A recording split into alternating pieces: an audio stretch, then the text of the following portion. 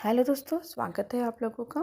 और सबसे पहले मैं आपको यही कहना चाहूँगी कि इसके पहले मैंने ज्ञानपीठ पुरस्कारों पे आप लोगों के लिए एक वीडियो अपलोड किया हुआ है और ई बुक के बारे में फिर से बताना चाहूँगी, क्योंकि अगर वो पहली बार अगर इस वीडियो को देख रहे हों तो क्योंकि मैंने आप लोगों के लिए हिंदी साहित्य के इतिहास के ऊपर एक बुक बनाई हुई है। सिर्फ उसमें हिंदी साहित्य का इतिहास है, सब कुछ नहीं है उसमें।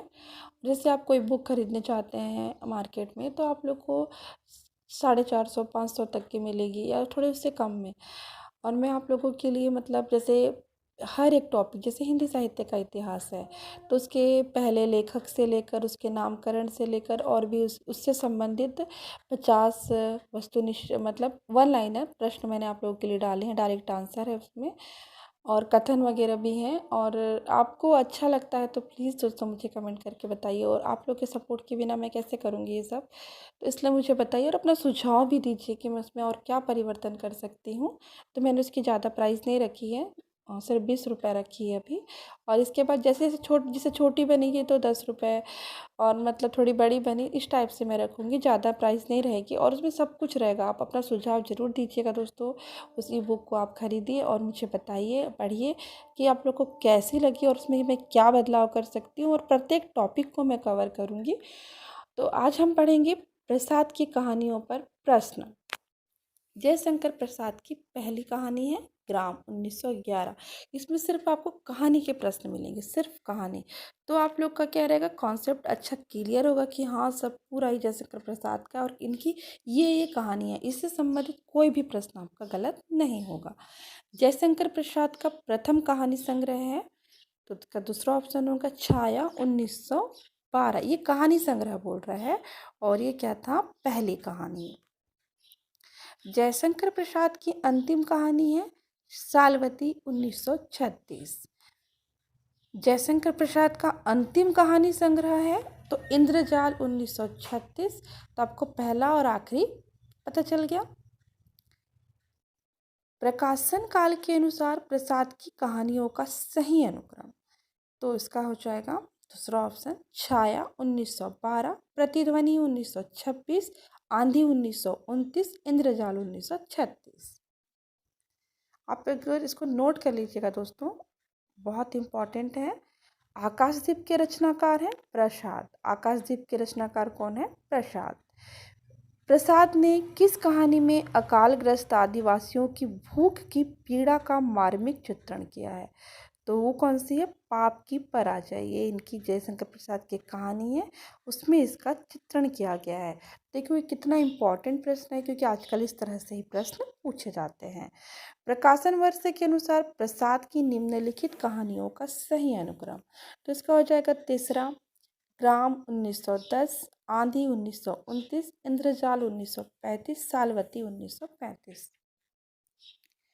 प्रकाशन काल के अनुसार प्रसाद की सॉरी दोस्तों, प्रकाशन काल के अनुसार प्रसाद की कहानियों का सही अनुक्रम है तो पहला छाया 1912, प्रतिनिधि 1926, आकाशदीप 1929, इंद्रजाल 1936। प्रकाशन काल के अनुसार निम्नलिखित कहानियों का सही अनुक्रम, तो पहला हो जाएगा कानों में कंगना 1913, पुरस्कार 1929, राजा निरंबसिया 1957, यही सच है 1966। दोस्तों मैं आप लोग को प्रत्येक लेखक और कवियों का ऐसे ही बना के देने वाली हूँ, इसलिए आप चैनल को सब्सक्राइब कर लीजिए और अच्छे से पढ़ाई करिएगा। जयशंकर प्रसाद की कहानियों को विषय वस्तुओं के अनुसार मिलान करना है, तो इसका हो जाएगा जयशंकर प्रसाद की इनको सुमेलित करना है कि कौन से है, तो इसका हम लोग मैच कर लेते हैं। तो इसका हो जाएगा पाप की पराजय। पाप की पराजय है तो इसका चौथा होगा अकालग्रस्त आदिवासियों की भूख की पीड़ा का मार्मिक चित्रण। पाप की पराजय जैसे कि हम पहले भी पढ़ चुके हैं, अभी थोड़ी देर इसके पहले वाले प्रश्न में था। और रसिया बालम, रसिया बालम है राजस्थानी प्रेम कथा सीरी फरहाद की कथा पर आधारित है। कलावती की शिक्षा, तो कलावती की शिक्षा है स्त्रियों को आधुनिक बनाने की शिक्षा। और शरणागत, शरणागत है 1857 के सैनिक विद्रोह पर आधारित है, तो इसका ऑप्शन कौन सा हो जाएगा, चौथा। आप इसको और अच्छे से पढ़ लीजिएगा। चौथा मैंने इसमें लिख दिया है।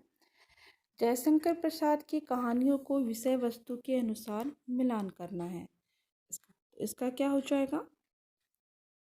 पुरस्कार। पुरस्कार का क्या हो जाएगा? चौथा हो जाएगा। प्रेम और कर्तव्य के मध्य अंतर्द्वंद्व का चित्रण। और आकाशदीप, इसमें हो जाएगा एक क्षत्रिय बालिका चंपा और एक क्षत्रिय जलदस्यु नवयुवक बुधगुप्त की प्रेम कथा। ग्राम। ग्राम का हो जाएगा कथानायक मोहनलाल का अपराध बोध से ग्रसित होना। मधुआ, एक शराबी के हृदय परिवर्तन का चित्रण। तो इसका हो जाएगा दूसरा, और इसको और अच्छे से पढ़ लीजिएगा और अच्छा रिवीजन हो जाएगा। प्रसाद की निम्नलिखित कहानियों को उनके पात्रों के साथ सुमेलित करना है। तो आंधी। आंधी का हो जाएगा लैला और रामेश्वर चौथा। पाप की पराजय, इसमें हो जाएगा रानी केतकी घनश्याम। आकाशदीप, चंपा और बुधगुप्त। पुरस्कार, मधुलिका और अरुण। निम्नलिखित कहानियों को विषय वस्तु के अनुसार मिलान करना है। तो इसका हो जाएगा एक टोकरी भर मिट्टी, एक टोकरी भर मिट्टी। तो इसका हो जाएगा दूसरा, एक निर्धन एवं असहाय विधवा की कहानी। आकाशदीप। आकाशदीप का हो जाएगा एक क्षत्रिय बालिका चंपा और क्षत्रिय जलदस्यु नवयुवक बुधगुप्त की प्रेम कथा। 11 वर्ष का समय। 11 वर्ष का समय है, तो इसमें हो जाएगा चौथा, नारी के एक निष्ठ प्रेम की कहानी। दुलाई वाली। दुलाई वाली का हो जाएगा रेल के सफ़र में पति से बिछुड़ने पर नायिका की मानसिक दशा का चित्रण। इसमें सब अलग अलग लेखकों का दिया हुआ है। 11 वर्ष का समय रामचंद्र शुक्ल जी का है। दुलाई वाली बंग महिला का है। तो इसमें अलग अलग दिया हुआ है। जयशंकर प्रसाद से संबंधित नहीं है, तो इसमें से कौन सी कहानी नहीं है? तो आप समझ ही गए होंगे, गैंग्रीन और लाल पान की बेगम दोनों नहीं है। तीसरा ऑप्शन सही होगा। जयशंकर की प्रसाद की कहानियां हैं, तो इसमें से उनकी कहानियां कौन कौन सी हैं? आकाशदीप और गुंडा पहला और चौथा है। दोस्तों ये हो गए जयशंकर प्रसाद जी के प्रश्न। एक दो प्रश्न थोड़े अलग हैं इसमें, लेकिन मतलब एक ही प्रश्न जो मैच करने वाला था वो, बाकी सब इनके ही ऊपर है। और आप लोग को इनके जो रचनाएं हैं उसकी विषय वस्तु मतलब किस आधार पे लिखी गई सब भी आप जान गए। और इनकी पूरी कहानियाँ थी। अभी तो इनके बारे में बहुत कुछ, इनके काव्य भी है, इनके उपन्यास वगैरह बहुत कुछ इन्होंने नाटक वगैरह भी बहुत लिखे हैं इन्होंने। तो वो सब भी आप लोग को पढ़ना है। तो ऐसे ही करके हम एक एक चीज़ को लेते चलेंगे और आप लोग अच्छे से तैयारी करिएगा। और दोस्तों प्लीज़ ई बुक के बारे में ज़रूर बताइएगा, मैं उसमें कैसे बदलाव करूँ, और अपना सुझाव ज़रूर दीजिएगा, क्योंकि पढ़ना आप लोग को है तो मैं आप लोग के अकॉर्डिंग ही बनाऊँगी। थैंक यू दोस्तों इस वीडियो को देखने के लिए।